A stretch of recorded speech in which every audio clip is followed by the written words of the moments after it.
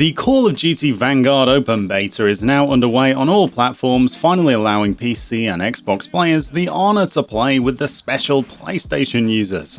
I've put in a bunch of hours on PC and I have a little bit of feedback, as that is what these betas are all about, feedback. I'm Mac for GG Community, here with 17 things wrong with Call of Duty Vanguard.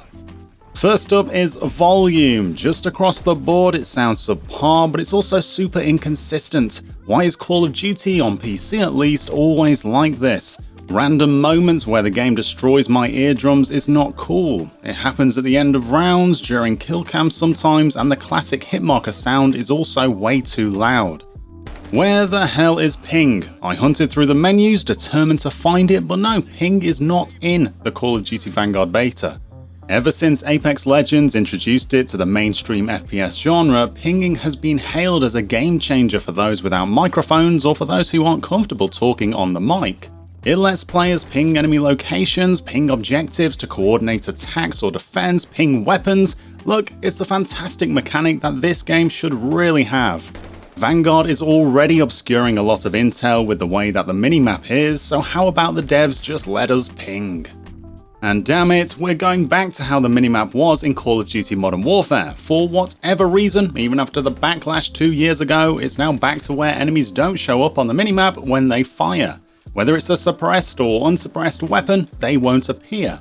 To make the minimap actually useful, players can equip a perk in the perk 2 slot to make the radar work as it should, but then that perk slot becomes useless. Everyone is just filling it with radar just as they did with stopping power way back in the day. The minimap being the way it is really punishes aggression, hell it punishes movement in general. Movement is already bad enough as it is, going from Black Ops Cold War to this is honestly jarring. The biggest issue is the slower movement when you take damage. Certain bullets slow players down when they are shot and it just makes them a sitting duck. While in other games getting seen and shot first doesn't mean an instant death, with the potential to turn around and fight back, the sudden slowdown in movement is pretty much a guaranteed death sentence. Couple this all with suppression, yes, suppression, and you've got a recipe for an awful time. As Battlefield players will tell you, suppression is hell. It is the devil. In Call of Duty Vanguard, you can watch as your weapon sways around as enemies fire at you. You then have to fight against that sway, like catching a big fish. Look, I like the added destruction, especially in earlier rounds of Search and Destroy, where you can track an enemy's movements by the destruction and doors and windows being left open, but it does feel a bit like destruction for the sake of destruction, just another bullet point to add to why this new game needs to exist. I'm not sure it adds much to the game here, certainly not on the same scale as Battlefield, but then again, I've only seen a handful of maps, so perhaps the destruction is better used in other locations. With that said, I have found myself spotting enemy red names through destructible walls when I just can't see the actual body. This means I'm shooting more at red names than I am at actual enemies. That means enemies are just getting deleted without knowing what has actually happened. When it comes to time to kill, it's already a little fast, at least within a weapon's optimum range. However, I definitely do have an issue with the different bullet types. They all use such crappy effects that make getting shot by them just a nightmare. For whatever reason, the devs want players who get shot to have the most minimal chance of fighting back.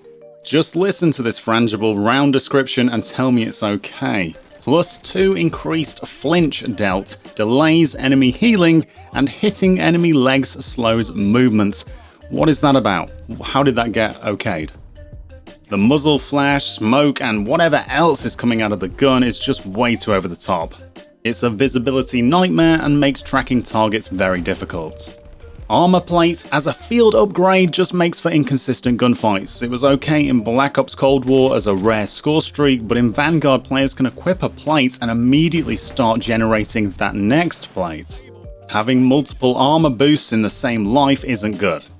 Dead Silence is a field upgrade too. This might work in Warzone as the occasional buff, but in Search and Destroy, the lack of a permanent Dead Silence makes for less aggressive gameplay. Search and Destroy players love Dead Silence, and making it a temporary field upgrade is going to lead to slower gameplay. Another thing that slows down gameplay is the inexplicable change of score streaks back to kill streaks. Once again, players get UAVs, missile strikes, etc. by getting enough kills in a row during a single life. No longer do objectives factor into it. I thought we were past this. This makes everyone play save just to get kills rather than playing the objective. It's sad to see this step backwards. When you first boot up the Call of Duty Vanguard beta, you get equipped with some preset perks. One of these is Demolition, which gives players 2 lethal grenades. Right off the bat, alarm bells go off about the potential for grenade spam. Of course, these grenades also replenish upon death rather than a cooldown system, and so the more chaotic maps and player counts quickly become full of nades. This is just one of the perks. The others are largely a combination of cop-out hard counters to annoying things like UAVs and a smattering of options that no one will ever really pick aside from when they are completing challenges. To me, the perk selection looks like that of an older game. It's like nothing has really been learned from the past 16 or so Call of Duty titles that preceded this. Yet another slow aspect of the game is the deployment speed of lethals and some tacticals. I was delighted to see Stim, but it takes forever to use. Instead of featuring the coolest multi-kill or collateral or clutch objective play, Vanguard just shows the final kill of the game, no matter how terrible it is. It's a minor con, but it annoys me, so it's included. Another small one, but I can't see what attachments an enemy has on their weapon when they kill me. I'd like to know what attachment combination they are using so then I can mirror it and also try to dominate. This is yet another thing that is in recent Call of Duty games that developer Sledgehammer Games just isn't bothering to implement for whatever reason. The announcer speaks too often, he needs toning down. This one is simple, you can't control the glide bomb on PC right now. It just spawns, falls, and you can move it very slightly by waving your mouse, but it often is useless. When resupplying from the crate, there's no sound, so it's not immediately obvious that you've actually resupplied. There should be a sound, like in Warzone and Black Ops Cold War. As you might have guessed from the 17 things that I've just listed, I can see a lot of issues with Call of Duty Vanguard. What annoys me most is that these are issues that other Call of Duty games have fixed or avoided. It sometimes feels like each Call of Duty developer is just locked in a bubble and totally ignoring what the other teams are doing. Because of this, Vanguard feels like an older game in many ways, as there are just so many steps backwards and so few steps forward. It also feels really slow across the board, and I think that lack of speed is what will turn many players off. With that said, it also does some things right. I'm a big fan of Champion Hill, I've had a lot of fun with that mode. It feels like an evolution of Gunfight, so that makes me very happy. The option to have an increased player count for Search and Destroy is also welcome, as that's one of my favourite modes. The maps seem okay so far, if a little too chaotic and difficult to manage.